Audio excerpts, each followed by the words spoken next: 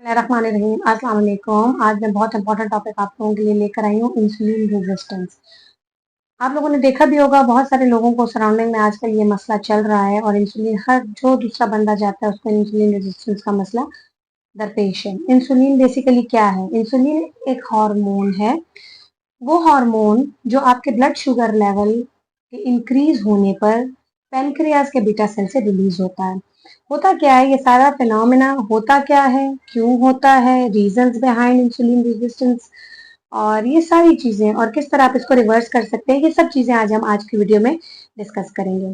Basically insulin is a hormone. आपका blood sugar level increase हुआ किसी भी वजह से, तो आपका इंसुलिन जो है वो रिलीज हुआ आपके लबलबे बीटा सेल, आपके पेनक्रियास के जो बीटा सेल है उनके थ्रू। और फिर इंसुलिन का जो फिनोमेना है कि करना उसने क्या है, आपने खुराक ली, आपका ब्लड शुगर लेवल इंक्रीज हुआ, इंसुलिन रिलीज हुआ, उसने शुगर को लिया और जाकर आपके एडिपोज टिश्यूज में जितने भी सेल्स हैं, आपके लिवर में जितने भी सेल्स हैं, ओवरऑल बॉडी में जितने भी सेल्स हैं, वो गया, उसने जाके सेल के ऊपर एक लेयर होती है, उसके ऊपर रिसेप्टर्स अटैच होते हैं। उन रिसेप्टर्स का काम ये होता है कि जब इंसुलिन ग्लूकोज को लेकर आता है तो वो रिसेप्टर्स उसको अलाउ करते हैं कि अंदर आए, सेल के अंदर आए और आकर फर्दर उसकी ग्लूकोज की ब्रेक डाउन होती है और एनर्जी की प्रोडक्शन होती है। यानी सेल के अंदर ग्लूकोज मेटाबॉलिज्म होती है और जिससे एनर्जी की प्रोडक्शन होती है। अब इस सारे सिस्टम में होता क्या है, इंसुलिन रेजिस्टेंस में ये कंडीशन क्या कैसे चेंज हो जाती है कि आपका ग्लूकोज लेवल आपकी बॉडी में हाई हुआ, ब्लड स्ट्रीम में हाई हुआ, तो इंसुलिन की प्रोडक्शन भी हाई हुई और उसने उसको लिया और सेल के अंदर जाने की कोशिश की। जब उन रिसेप्टर्स का रिस्पांस स्लो हो जाता है या इंटरफेयर हो जाता है या खराब हो जाता है किसी भी वजूहत की बिना पर, तो वो उस इंसुलिन को और ग्लूकोज को सेल के अंदर आने नहीं देते। इस कंडीशन को कहते हैं इंसुलिन रेजिस्टेंस या हाइपर इंसुलिनीमिया। अब ये किन किन वजूहत की वजह से होता है? आपका लाइफस्टाइल सबसे ज्यादा मैटर करता है इंसुलिन रेजिस्टेंस में आपको ले जाने में। अगर आपका लाइफस्टाइल सेडेंटरी है, आप हर वक्त बैठे रहते हैं, मोबाइल यूज करते हैं, कंप्यूटर पर बैठने का काम ज्यादा है, आपके वॉक नहीं है, आपकी एक्सर्शन नहीं है, आपकी फिजिकल एक्टिविटी नहीं है, तो आपके सेल के ऊपर फैट की लेयर आ जाती है। उन रिसेप्टर्स के ऊपर फैट की लेयर आ जाती है जो आपके इंसुलिन को और आपके ग्लूकोज को अलाउ नहीं करती अंदर आने के लिए। दूसरी चीज आपका इनअप्रोप्रिएट डाइटरी प्रैक्टिसेस, यानी आप बहुत ज्यादा ग्लूकोज इनटेक ले रहे हैं, आप बहुत ज्यादा खाने में चीनी का इस्तेमाल कर रहे हैं, आपका बहुत ज्यादा मैदे का इस्तेमाल है, आपका बहुत ज्यादा फ्रूट जूसेस का इस्तेमाल है या जंक्स का इस्तेमाल है, तो आप इंसुलिन रेजिस्टेंस डेवलप कर लेंगे। तीसरी चीज, आप स्ट्रेस्ड हैं तो आपके कॉर्टिसोल लेवल या आपके एड्रिनल हार्मोन्स का रिलीज ज्यादा है, तो उसका रिस्पॉन्स ये होगा कि वो आपके रिसेप्टर साइट को प्रॉपरली फंक्शन करने नहीं देंगे और इंसुलिन को इनसाइड द सेल ग्लूकोज के साथ जाने नहीं देंगे।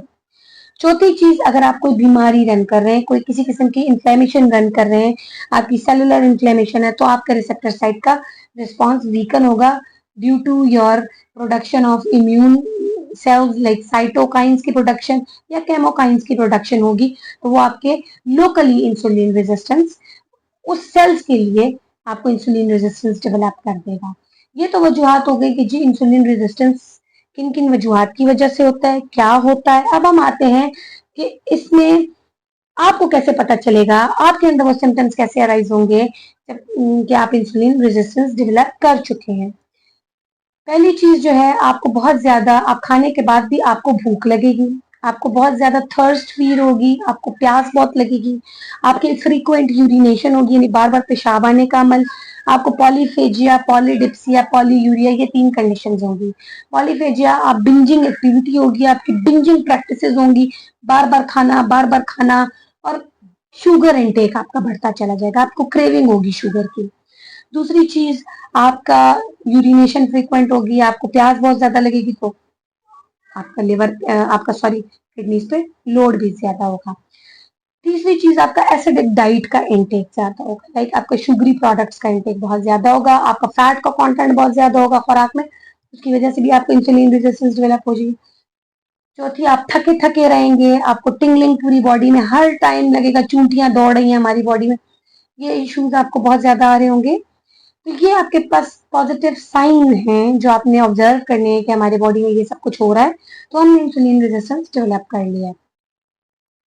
एक चीज जो आप देख के आपको नेकेड आई से पता चलेगी, एक तो आपके जिस्म के ऊपर काले काले पैचेस, खास तौर पे गर्दन के एरिया में ये काले रीजन बहुत ज्यादा हो जाएगी, आपके नॉर्मल स्किन कलर से आपका खास पोर्शन जो है वो ब्लैक होगा।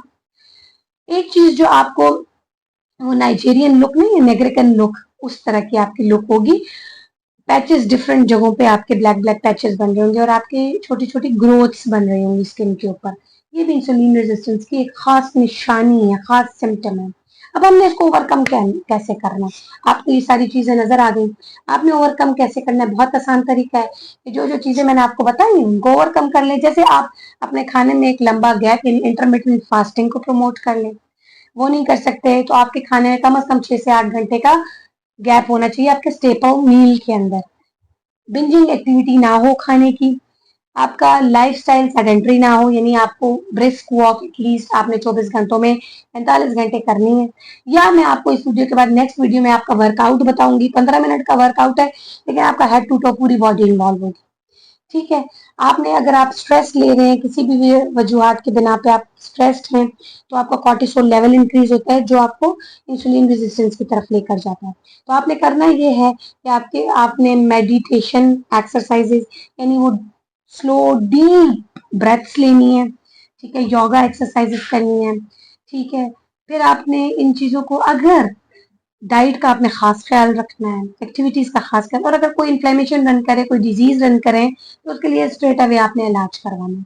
ये सारी चीजें तो हो गई कि आपने इंसुलिन रेजिस्टेंस को ओवरकम कैसे कर लिया। अब इसके नुकसानात क्या है, इंसुलिन रेजिस्टेंस आपने डेवलप कर ली तो क्या है भाई, इससे होता क्या है? होता यह है कि जी आप प्री डायबिटीज की रेंज में चले जाते हैं, यानी आप डायबिटीज की तरफ पहला कदम रख लिया। आपका HbA1c लेवल जो है वो मोर देन 5.8 या 6.2 हो गया है, तो ये अलार्मिंग साइन है कि भी आप इंसुलिन रेजिस्टेंस रन कर रहे हैं और प्री डायबिटीज की रेंज में चले गए हैं। और आपको पता है कि डायबिटीज तो है ही बीमारियों का मजमा। एक दफा डायबिटीज आपने अटेन कर लिया तो आपके सारे ऑर्गन सिस्टम जो है वो कॉम्प्रोमाइज हो जाएंगे। डायबिटीज तो मैंने डिटेल वीडियो की हुई है, वो मैं डिस्क्रिप्शन जो है लिंक डाल दूंगी डिस्क्रिप्शन बॉक्स में, आप वो वाली वीडियो भी देख लें कि आपने डायबिटीज से कैसे ओवरकम करना है। लेकिन पहले आपने ओवरकम करना है अपने इंसुलिन रेजिस्टेंस से। ये सारे जो किस्से मैंने आज आपको बताए, जो पॉलिसिस्टिक ओवरीज रन कर रहे हैं उनमें भी ये चीजें कॉमन, इंसुलिन रेजिस्टेंस कॉमन है। ओवरकम आपने कर लिया, मेडिकेशन पे आप ना जाएं, कोशिश करें आप इन तमाम चीजों पे, अपने डाइट से, अपने एक्टिविटी से, अपने स्ट्रेस को कंट्रोल करके आप अपने इंसुलिन रेजिस्टेंस को ओवरकम कर लें। अगर नहीं होती तो फिर दिस इज द टाइम कि you should go to your practitioner और आपने वहां पे जाके मेडिकेशन स्टार्ट कर दी है।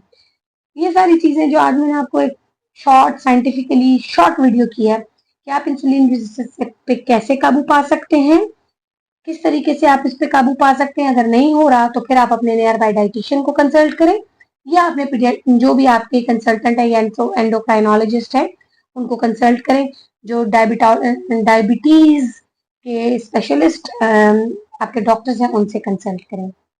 इसी के साथ मैं इजाजत चाहूंगी, अपना बहुत ज्यादा ख्याल करें, अपने अंदर इन सिम्टम्स को ऑब्जर्व करें। अगर ये सिम्टम्स हैं तो इंसुलिन रेजिस्टेंस से आप इस तरीके से बच सकते हैं जो तरीके मैंने आपको बताए। अपना बहुत ज्यादा ख्याल करिएगा, दुआओं में याद रखिएगा। अल्लाह।